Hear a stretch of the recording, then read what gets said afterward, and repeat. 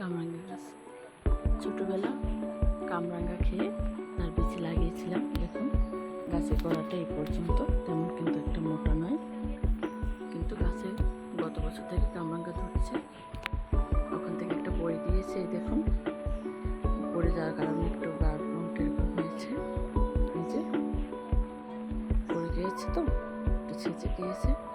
আর গাছে কয়েকটা আছে,